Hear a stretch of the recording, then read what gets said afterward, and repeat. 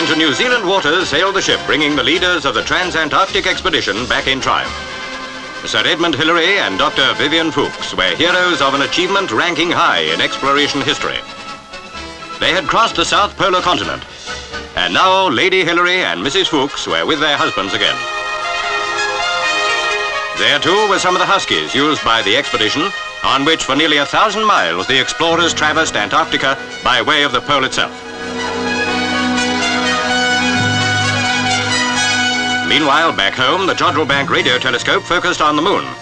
Astronomers at the Royal Observatory Herstmanceaux applied their visual telescopes, for the moon was the target. What it really is like might be known as the rocket got there. Attempts on the moon have failed so far, but knowledge unbounded may be won before long. The universe is opening to the space age. By contrast, below the North Polar ice sailed Nautilus, the American atomic-powered submarine. 116 men under Commander Anderson voyaged nearly 2,000 miles, surfacing after being under ice for 96 hours. The voyage, ending at Portland, changed the whole concept of war and peacetime navigation too. Harwell scientists made the year's biggest advance of all, ZETA promising, perhaps in the near future, unlimited power. ZETA applies the principles of the H-bomb to obtain the power from seawater. Meanwhile, jet power went further ahead. The Comet 4 went into the Atlantic service. Crossing in just over 6 hours, Comet spanned the ocean in less time than trains take from London to Cornwall.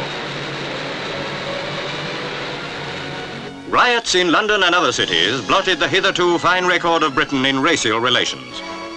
Firm action by the authorities quickly stamped out the trouble. The bus strike spelt trouble of another kind. And for 7 weeks, London managed without buses, and in fact got along far better than anybody had thought possible. Throughout that period, everybody got to work and home again. People had to use cars more, resulting in added pressure on space already overcrowded. So the police got busy and did a brisk trade in towing and driving cars away. Traffic slimming was the obvious solution. Smithfield Market was the scene of London's worst fire since the wartime Blitz. Above the blazing basement, a lot of work somehow went on. At one time, it looked as though the whole market would be destroyed. The most dramatic moment, the Poultry Hall Tower crashed down. The crash of a plane at Munich caused the blackest day ever known in English sport. Survivors, men of Manchester United, returning from Belgrade, lay in hospital. 7 of the club were killed. To Professor Maurer and his staff, Matt Busby and the others who recovered owe their lives. And almost as if by a miracle, at Wembley, Matt Busby was in his place for the cup final. Against white-shirted Bolton, Manchester United were fighting for the cup. What a comeback for a shattered team. They lost, but how gallantly. And Shirley Holmes, how gallant she was. The girl with a hole in her heart married the Italian she loved. Baghdad, tragedy in Iraq. King Faisal and his uncle, who was regent before Faisal came of age, were both assassinated. It sparked off trouble throughout the Middle East. With inflamed mobs on the rampage, anything might happen. Americans landed in Lebanon at the request of the government there. By their prompt action, bloodshed was averted.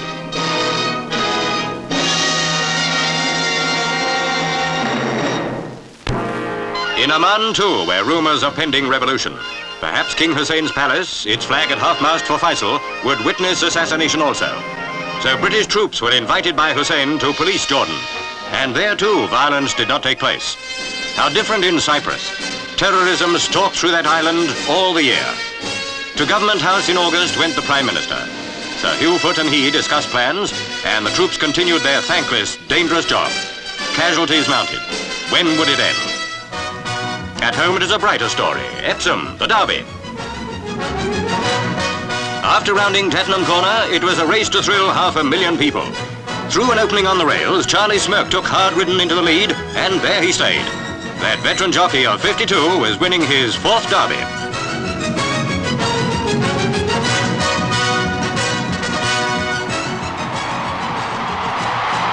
Nothing on 4 legs could catch hard-ridden.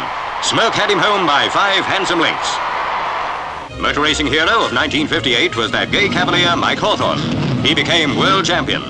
The runner-up, Sterling Moss. Donald Campbell raised his own world water speed record. On Coniston Water, he achieved 248.6 miles an hour. A record to be proud of indeed.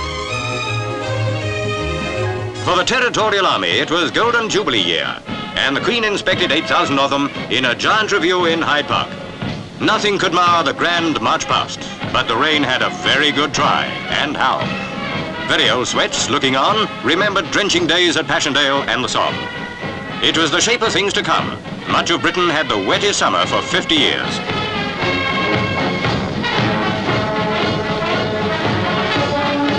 The man whose country territorials fought in 2 world wars, President Heuss, came to Britain on a state visit.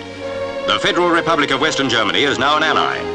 A turn of events few people foresaw 10 years ago.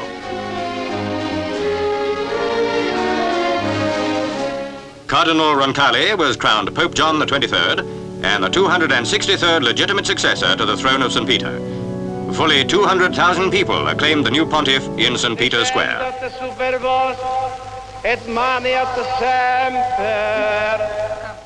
Temporal power was attained in France by General de Gaulle. He was the alternative to anarchy. To his wartime colleague, Sir Winston Churchill, he gave warmest greetings. Their old disagreements forgotten, only their successful collaboration remembered. The General conferred upon Sir Winston the Cross of Liberation, the highest French honor to which a foreigner can aspire. The opening of Parliament by the Queen was in 1958 memorable for a new reason. It was filmed for the first time. Thus, millions at home and abroad beheld the time-honored pageantry of the monarch meeting her legislators. In constitutional monarchy and parliamentary government rest those democratic liberties which are the best safeguard of world peace.